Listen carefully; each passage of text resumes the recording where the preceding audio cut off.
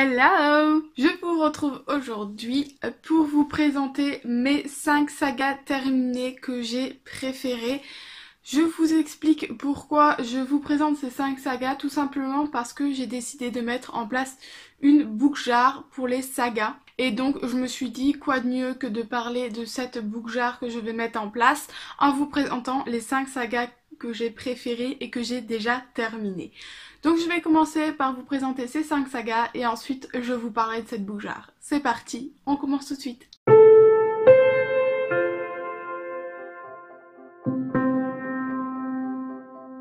La première saga que j'ai terminée et dont je voulais vous parler, il s'agit de Narnia de C.S. Lewis. Donc c'est une des premières sagas que j'ai lues. J'ai lu cette saga il y a 10 ans à peu près je crois, alors je ne saurais même plus vous dire combien il y a de tomes. Je sais qu'il y en a pas mal, je dirais 7, 8, quelque chose comme ça. Je vous avoue que j'ai pas fait mon travail là-dessus et que je n'ai pas vraiment regardé. Mais en fait c'est une saga que j'avais empruntée au CDI puisqu'ils avaient l'intégrale. Et donc je l'ai empruntée et j'ai tout lu d'une traite. J'ai lu l'entièreté de l'intégrale qui doit faire bien plus de 1000 pages d'un coup, sans changer, sans prendre d'autres livres entre, parce que cette saga, j'étais complètement entrée dans cet univers et j'étais complètement dedans. Pour l'histoire de ce livre, il s'agit ici de 4 frères et sœurs qui vont découvrir un monde nouveau, un monde parallèle au leur, et ils vont tout simplement les découvrir en passant dans l'intérieur d'une armoire. Voilà, c'est le passage secret, c'est l'armoire de la maison. Ils vont arriver dans ce nouveau monde et ils vont devoir aider ce peuple qui est sous l'emprise d'une méchante reine. Et donc dans chaque tome, ils vont se retrouver dans ce monde pour aider une autre partie du peuple tout simplement. Et c'est en général des années et des années après. Voilà, ce n'est pas genre quelques mois ou quelques années après. En général, il se passe beaucoup de temps entre leur arrivée dans ce nouveau monde. Et donc ça nous permet au fur et à mesure de continuer de découvrir comment a vécu le peuple et le monde sans eux pendant plusieurs années. Ce que j'ai beaucoup aimé, c'est que les enfants sont vraiment très courageux, ils sont très braves et très matures pour leur âge, et pourtant ils restent des enfants. Alors ils ont entre, je crois, 7-8 ans et les plus grands peut-être 17 ans, mais ils restent des enfants et donc ils ont besoin d'une personne pour les épauler, et les aider. Et cette personne, ça va être Aslan, qui est celui qui veille sur ce monde parallèle. Et en fait, il s'agit d'un lion qui parle. Voilà. Je me souviens qu'à l'époque, j'étais complètement happée et j'avais complètement adoré ce personnage d'Aslan. Alors Aslan ou Aslan, je ne sais jamais, je prononce un peu les deux, ça dépend des fois. Mais j'avais vraiment trouvé ce personnage de Aslan complètement... il m'avait subjuguée et je l'avais vraiment beaucoup aimé. Donc chaque tome est assez différent dans l'intrigue. À chaque fois, ils sont appelés et happés dans ce nouveau monde parce que le peuple a besoin d'eux, mais ils sont toujours dans un lieu différent et à des années différentes. Et le but dans chaque tome, c'est qu'ils aident le peuple pour sortir de leurs problèmes. Souvent c'est à cause d'une méchante forcément, et ensuite une fois que tout est réglé, ils retournent dans leur monde. Alors on pourrait croire que c'est un petit peu trop toujours pareil puisque la trame est toujours pareille, mais les personnages sont vraiment très différents et l'aventure qui s'y passe est elle aussi vraiment à chaque fois très différente. Alors, ça fait très longtemps que je ne l'ai pas lu, enfin voilà, que je l'ai lu, et donc je ne me souviens plus trop du style d'écriture, mais je sais que, comme je vous le disais, j'ai lu l'intégrale en une traite. C'était vraiment une plume très addictive parce que j'étais à ce moment-là au lycée, et que même pendant la récréation, je n'allais voir personne. Je prenais mon bouquin et je lisais. Je sortais de la classe en lisant, en marchant. Je rentrais dans la classe en lisant mon livre. J'étais complètement, mais entièrement dans l'histoire et je n'arrivais absolument pas à décrocher. Même pendant certains cours, je pensais à où j'en étais et à ce qu'ils pouvaient vivre les personnages. Si le bouquin n'avait pas été aussi gros, je pense que même pendant les cours, j'aurais réussi à le sortir, à le mettre sur mes genoux pour le lire.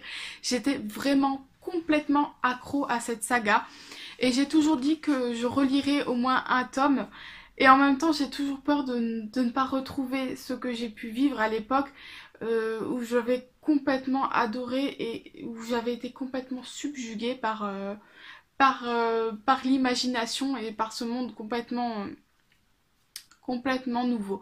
Pour moi, voilà, je pense que c'était vraiment une de mes premières sagas dans le fantastique aussi et du coup j'y ai vraiment découvert euh, euh, une évasion. Je pense que c'est là que j'ai voilà, vraiment compris qu'on pouvait s'évader grâce à un livre parce que je ne vivais plus dans la réalité. Non, faut le dire, j'étais plus souvent dans mon bouquin que dans la réalité et donc du coup j'avais complètement déconnecté et j'étais complètement ailleurs grâce au livre et c'est vraiment ce qui m'a plu et ce qui m'a permis d'aimer finalement le côté fantastique des livres. La deuxième saga que je souhaite vous présenter, c'est Hunger Games. Donc c'est une saga écrite par Suzanne Collins et il y a 3 tomes. Cette saga, je l'ai lue au cours de l'année 2015-2016, il me semble. Donc j'ai tout d'abord vu les films et ensuite j'ai lu les livres, voilà.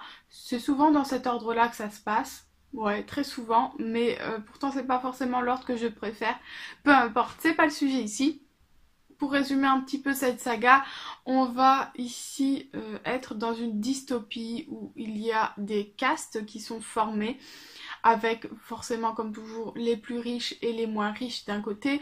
Donc il y a 12 ou 13 castes il me semble.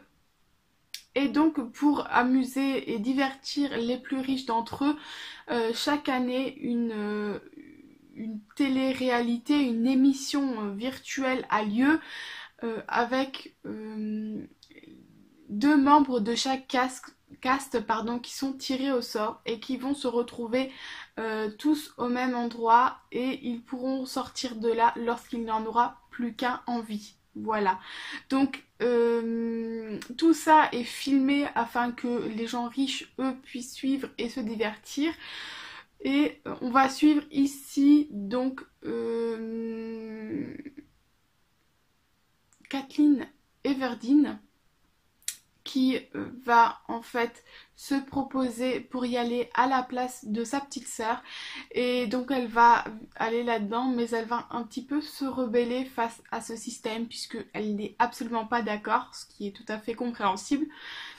Et donc elle va essayer de survivre dans cette arène où les gens essayent de survivre face à la nature, mais aussi face aux autres candidats qui peuvent et qui souvent s'entretuent tout simplement. Alors ça n'a pas l'air très drôle comme ça, et ça ne l'est pas forcément, mais j'ai trouvé cette idée superbe, je pense que tout le monde connaît maintenant, et, euh, et j'ai trouvé ça vraiment très intéressant. Alors au niveau des personnages, ça a toujours été assez déroutant parce que je n'ai jamais su quoi penser du personnage principal. Il y a des fois où elle m'énervait complètement, mais vraiment elle m'énervait, et à d'autres moments où elle était un personnage tout à fait normal à qui je m'attachais. Donc j'ai vraiment eu toujours un petit peu ce recul sur le personnage principal. Je n'ai jamais su dire si je l'aimais ou pas finalement. En fait, ce qui m'embêtait le plus, c'est que le personnage principal est beaucoup trop héroïque pour moi. Elle est le personnage principal au top, parfait, qui va sauver le monde grâce à sa rébellion, et j'ai trouvé ça un petit peu trop exagéré par moments et je pense que c'est ça qui a fait que j'avais peut-être un petit peu de mal avec elle. En revanche, dès le premier tome, j'ai beaucoup accroché sur la petite sœur de Kathleen et je suis très contente que vers la fin, elle prenne une place un peu plus importante, en tout cas dans le troisième tome, elle prend un peu plus d'importance et donc j'ai vraiment apprécié ce côté-là. Alors pour l'intrigue dans le premier tome et dans le tome 2, on est à chaque fois dans cette arène. Et donc l'intrigue se passe là de comment va s'en sortir le personnage principal et les personnages auxquels on s'attache dans cette arène et qui va vivre, qui ne va pas survivre à tout ça.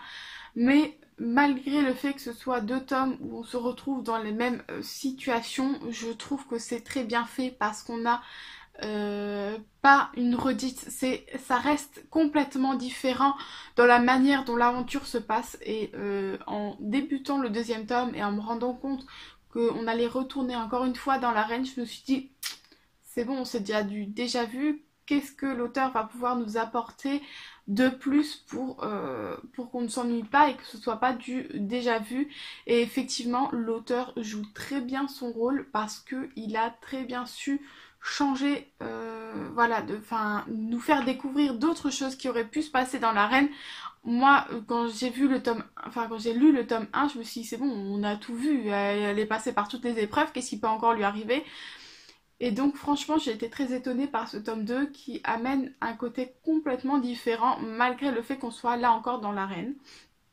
Et le tome 3 n'a lui absolument rien à voir avec les 2 premiers tomes, puisque dans le tome 3 on est vraiment plus face à la rébellion et à l'adversité face au système, plus que le fait qu'ils soient eux enfermés dans une arène. Alors ce que j'ai beaucoup apprécié également, c'est effectivement dans le style de l'auteur, puisque la nature a un rôle très important, notamment dans les 2 premiers tomes, puisqu'elle fait partie, elle est un personnage à part entière qui peut faire vivre ou survivre les personnages. Et donc je trouve que ces descriptions sont vraiment très bien menées et très bien apportées, puisque ce n'est ni trop ni trop peu. On sent vraiment que la nature est un personnage à part entière, donc vraiment je trouve que c'était très bien mené. De la même, on y retrouve quand même très bien les émotions, le suspense, voilà, et l'action, les émotions, tout est là et je trouve que c'était vraiment très bien écrit, voilà. En tout cas ça a vraiment été une saga que j'ai vraiment appréciée. Alors j'avais un petit peu peur parce que voilà, c'était une saga dont tout le monde parlait. Et pourtant j'ai tout de même très apprécié ma lecture et voilà, ça fait partie des sagas que j'ai terminées et que j'ai vraiment beaucoup apprécié. La 3e saga que je vous présente, c'est la saga La Sélection. Vous en avez entendu parler il n'y a pas très longtemps puisque je viens tout juste de la terminer. Et c'est vraiment une saga trop cool. J'aime beaucoup cette saga, donc il s'agit de La Sélection de Kirakas. Il existe 5 tomes. Et ensuite il y a beaucoup de tomes à part, de hors-série, qui sont basés sur cette saga. On retrouve un petit peu dans cette saga la même idée que Hunger Games, puisqu'il y a, nous sommes ici aussi dans une dystopie, et il y a aussi un système de caste avec ici un roi et une reine, pardon, et un jeu télévisé que le peuple va pouvoir suivre. La petite différence, c'est qu'ici, il n'y a pas de tirage au sort et personne n'est censé mourir. Simplement, le prince doit trouver une princesse et donc les jeunes filles vont pouvoir s'inscrire pour participer au jeu de l'émission pour devenir la princesse. Donc 35 candidats vont être choisis. Je crois tout de même qu'il y a un tirage au sort pour ces 35 candidates, mais c'est sur inscription, donc c'est quand même différent. Et donc ces 35 candidates vont vivre au palais avec le prince et le prince va pouvoir faire son choix parmi ces 35 jeunes filles. Voilà. Ça c'est pour le jeu télé-réalité.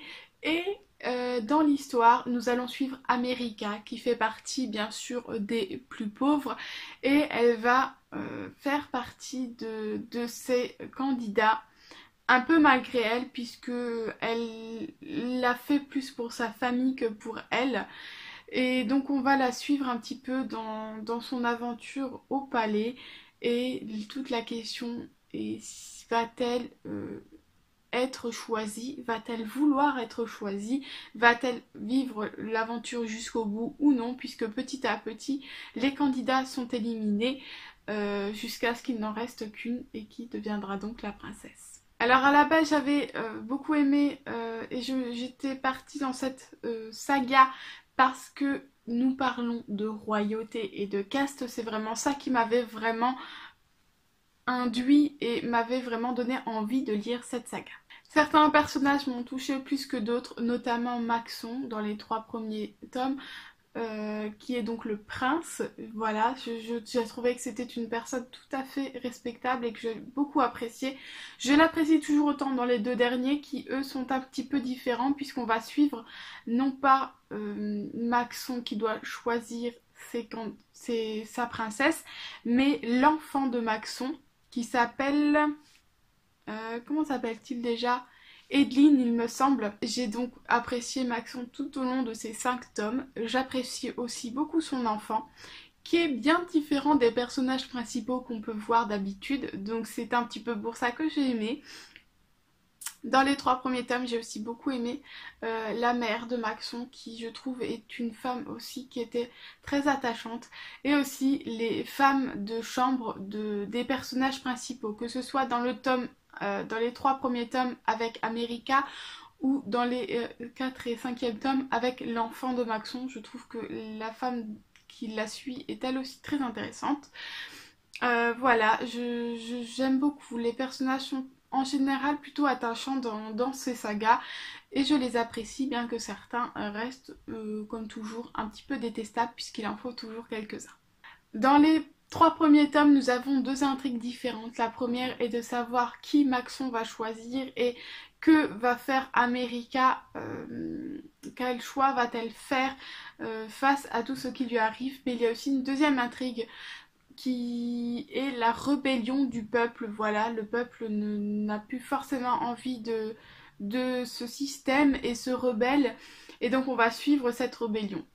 Et donc dans les tomes 4 et 5, là aussi on va continuer dans la rébellion du peuple qui est une rébellion différente déjà, mais qui reste une rébellion du peuple. Donc on se demande comment l'enfant va gérer cette rébellion et on se demande elle aussi comment elle va gérer cette émission avec les candidats qui vont être amenés à vivre dans le palais pour qu'elle puisse choisir. Pour la plume de l'auteur, j'ai vraiment apprécié, là aussi c'était très addictif, je l'ai lu, j'ai lu les sagas rapidement, enfin en tout cas les tomes sont lus rapidement, c'est très fluide, il y a des émotions, les choses sont dites clairement et on a très envie de connaître la suite, elle sait très bien mener l'intrigue et j'ai beaucoup apprécié cette saga. Les couvertures, il faut le dire, sont magnifiques et j'ai tellement aimé cette saga que j'ai acheté un autre livre pardon, de cet auteur parce que j'apprécie beaucoup sa plume. La dernière saga que je souhaite vous présenter est une saga qui me tient énormément à cœur puisque ça a été pour le tome 1 un coup de cœur en 2016 et cette saga entière est un coup de cœur. J'ai adoré, mais vraiment beaucoup aimé cette saga. Il s'agit de la saga Effacée de Terry Terry. Donc c'est en 3 tomes. Et comment vous dire que cette saga est juste géniale. Je ne comprends pas qu'on ne puisse pas en entendre parler plus que ça. Et j'ai un petit peu de mal à vous en parler parce que j'y tiens tellement que j'espère vous donner envie et que je ne voudrais pas... Enfin voilà, je vais en faire une chronique géniale comme d'habitude quand ça me tient à cœur. Bref, je vais me lancer. Je vais me lancer. Donc pour l'histoire, il s'agit d'une dystopie là aussi où les enfants de moins de 16 ans qui ont commis des crimes ne vont pas en prison mais se voient la mémoire effacée, complètement effacée, au point de ne plus vivre avec ses parents mais dans une autre famille qui lui a été attribuée. Et donc on va suivre un personnage principal qui s'appelle Kayla qui a vu la mémoire s'effacer et donc on la rencontre à l'hôpital une fois que sa mémoire a été effacée. Sauf que cette jeune fille se rend compte que eh bien la mémoire, il y a eu un petit souci puisqu'elle a encore quelques souvenirs et donc ça l'intrigue énormément et elle se questionne énormément sur finalement ce qu'elle a pu faire pour commettre ce crime puisqu'on ne le lui dit pas, ce qu'elle a pu faire dans son passé pour qu'elle en arrive là et se pose des questions sur le système comme toujours et sur ce qu'on leur fait vraiment finalement.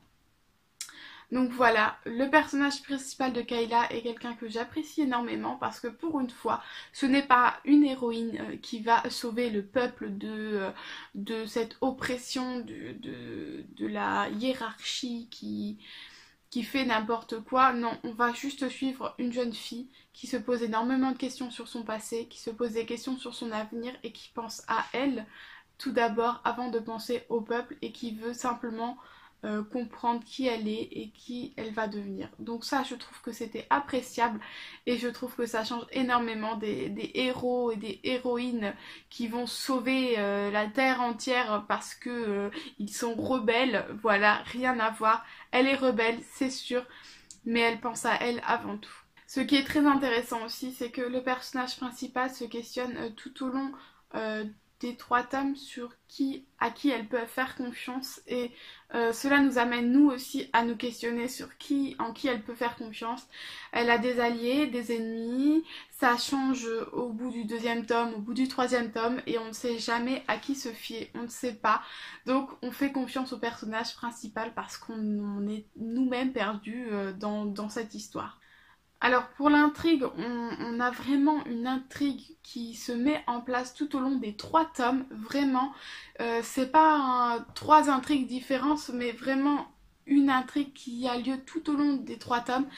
On se pose de plus en plus de questions, on n'a pas énormément de réponses. On a des réponses, mais en fait on a juste assez de réponses pour avoir envie de lire la suite et ne pas être complètement déconnecté. On a des réponses, on nous explique beaucoup de choses, mais franchement, on ne comprend vraiment que toute l'histoire et tout le système qu'à la fin du 3e tome, ce que j'ai aussi là, beaucoup apprécié parce que vraiment l'intrigue est complexe, mais l'auteur arrive vraiment à nous expliquer, elle nous réexplique, elle nous redit déjà ce qui s'est passé, nous réanalyse tout ce qui s'est passé petit à petit pour qu'on ne soit pas perdu.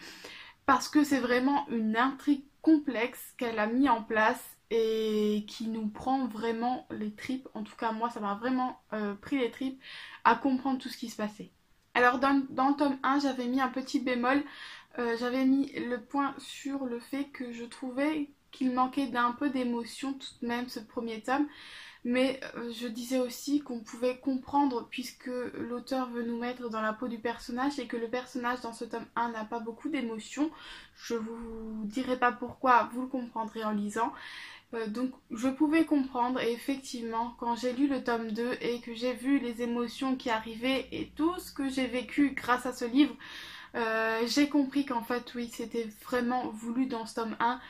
Et par la suite, l'auteur, que ce soit de l'action ou des émotions, j'ai vraiment, vraiment vécu ça à 100%. Et elle a vraiment su me plonger dans des états complètement différents à chaque fois. Et j'ai vraiment pu ressentir ce que le personnage principal ressent lui aussi. Donc franchement, j'adore cette plume et je suis impatiente de pouvoir découvrir un autre livre de cet auteur pour voir un petit peu si je suis tout aussi happée. C'est pas une auteure française et je ne crois pas qu'elle ait lu, elle ait écrit en français, en tout cas que ça a été traduit en français d'autres livres de sa part, mais je la suis et j'espère que ce sera le cas un jour. Voilà, ça c'est ce qui concernait mes 5 sagas que j'ai terminées et que j'ai apprécié le plus. Maintenant je vous explique un petit peu pourquoi cette vidéo, tout simplement parce que j'ai énormément de sagas en cours ou que j'ai les premiers tomes dans ma palle et j'aimerais un petit peu avancer dans ces sagas pour les terminer ou au moins avancer ou les commencer on va dire. Voilà, mon objectif c'est un petit peu de diminuer ma palle aussi. Et donc je me suis dit quoi de mieux que de lancer une jarre pour tout simplement m'obliger à lire un livre. Alors je m'obligerai jamais à lire un livre si je n'en ai pas envie, mais toutes ces sagas me donnent vraiment envie. Donc je les ai mises dans une boucle-jarre. J'ai mis donc tout ce que j'avais comme premier livre, comme premier tome ou comme tome à lire, à continuer dans une jarre. Alors pour l'instant je l'ai mise dans mon petit gobelet Starbucks J'ai noté donc le titre de chaque saga.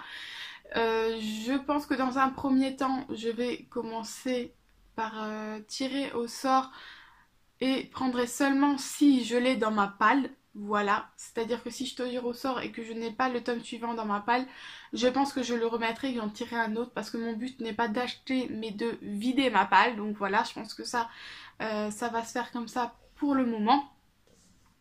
Et donc cette jarre, je la tirerai au sort lors de la vidéo de la boîte à envie. Comme ça, j'ajouterai le tome dans la boîte pour le lire dans les 2 mois qui suivent. Je ne veux pas être contraint à lire le tome dans le mois qui suit. Voilà, parce que je ne veux pas ce genre de contrainte-là et je ne suis pas sûre que j'y tiendrai. Donc je me dis qu'en 2 mois, il y a bien un moment donné où je vais avoir envie de cette saga. Surtout que si elle est dans cette boîte, c'est que j'en ai envie. Donc ce sera lors de la boîte à envie que je tirerai au sort la book jar. Dites-moi ce que vous en pensez, je suis curieuse de savoir ce que vous pensez un petit peu de cette book jar, si ça vous intéresse ou pas. Voilà, je pense que pour moi c'est le meilleur moyen de continuer mes sagas et de vider ma palle tout simplement. Voilà, ça fait plus de 30 minutes que je parle, donc autant vous dire que là j'ai la gorge sèche et que je n'en peux plus. Donc je vais m'arrêter et je vous dis à la semaine prochaine. Bye!